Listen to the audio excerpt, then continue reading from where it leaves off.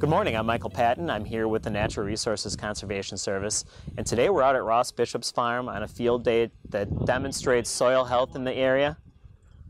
And we're looking at showing the producers in the watershed group no-till, cover crops, and the importance of soil health. And he's been leading his journey here on his farm for the last 10 years. And we're NRCS, and in collaboration with a number of other partners in the watershed, the Conservation Fund, Ozaki Land and Water Conservation, Milwaukee Municipal Sewage District, have all been working in collaboration through the Regional Conservation Partnership Program to help technically work with producers who are interested in their soil health journey here in the watershed. And I'm here today as a supporting role to help the watershed group out. And I'm going to be demonstrating some of the 4 principles of soil health. We've got the aggregate stability test, so we're going to show how soil clods hold together when you've got a healthy soil with organic matter, your biology is working for you. And we're also going to demonstrate the rainfall simulator, which shows 2 different types of soil, one underneath Ross Bishop's management and one underneath a continuous till, low diversity, no cover crop rotation. And we're going to demonstrate the importance of soil health in maintaining infiltration in the soil, keeping your soil on your farm, but also soil health is more than just that. It's a way for farms to be economically viable, healthy, and to weather some of the temperature extremes that our summers are bringing. You know, over the last number of years, we've heard a lot about soil health, and a lot of us are here today to learn what is soil health, how do I get there, what are the obstacles, and I think and I know that the watershed group here today is kind of your catalyst to take you from where your comfort level may not be to help bridge those gaps to take you into a soil health regime.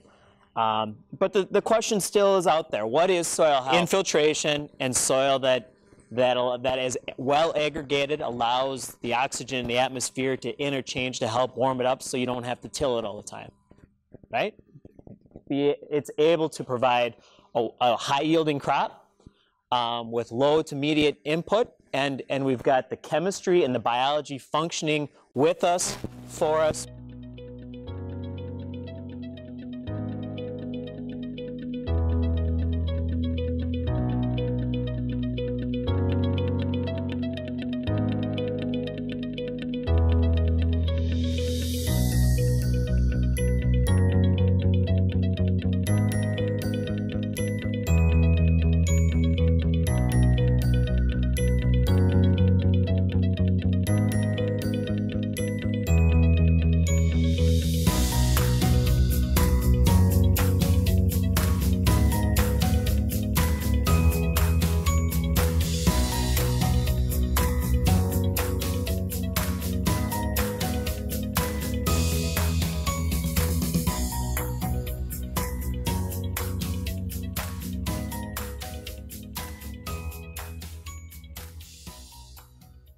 It's got that organic matters holding the soil. So you can just imagine, you know, we'll get some runoff probably tomorrow with the 2 inches we're going to get. And if you've got a soil that is a healthier soil on that surface, it's going to hold together a lot better and not be prone to running off the field. I'll give this one a little shake, and it just kind of blows apart.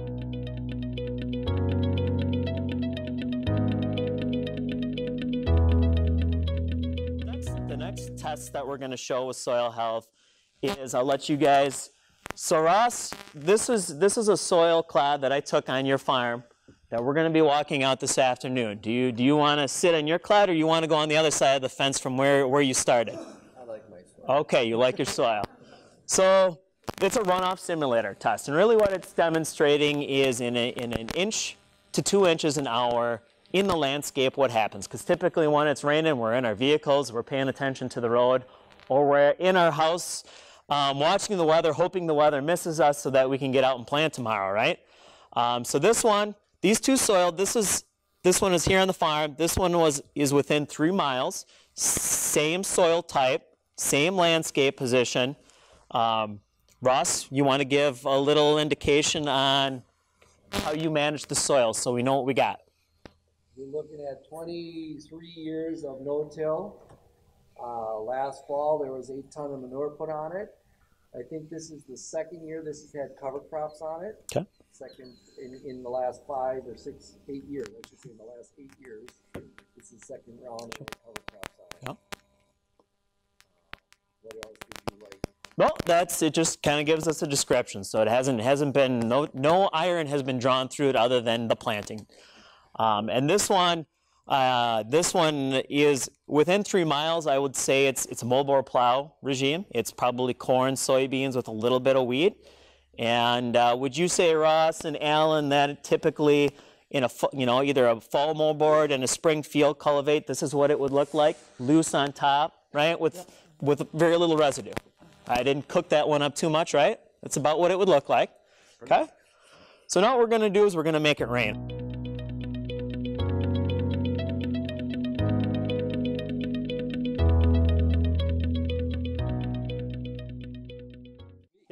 Yep. Looks like we got a lot of runoff. So we got a lot of runoff, don't we? Chocolate milk. Chocolate milk.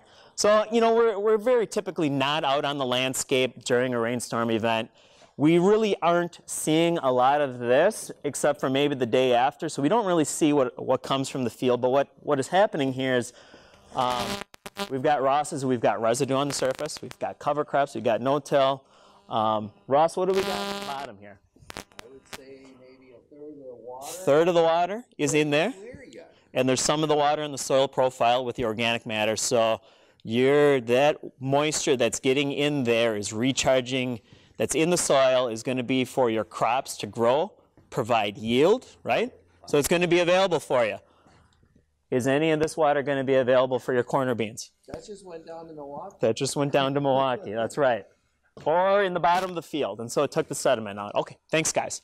And you lost some of your land and you just paid 8 to 10 grand for it. And your nutrients. And the fertilizer. And the fertilizer. All the money's gone. Yep, and you've sealed the surface of the soil. So really, between these two soil health tests, what I really wanted to demonstrate are really 4 basic soil health principles, which as we go through the day, if you think about it, we'll hit on a number of times. The first soil health principle is diversity, right? We've known that diversity of crop rotations is important.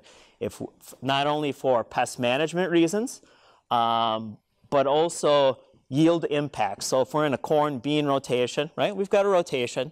But if we can look at with Ross's rotation by adding that wheat, we're adding another opportunity for maybe diversity on the farm. We're also adding a different crop that's breaking up the years that these crops are planted. And we're also getting the opportunity to put a cover crop into after wheat. So the first soil health principle is cropping diversity. That's very important.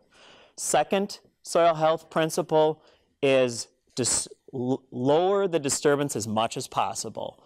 In understanding that, not every time can we go from a moldboard or a chisel plow to a no-till, because that equipment's a high cost. That comfort level's not there, and that's where testing some of those things out on your farm, whether it be going from an extreme tillage or a couple tillage passes, reducing tillage passes, doing maybe some no-till. Maybe you just start with no-tilling your beans, okay? Get that kind of comfort level.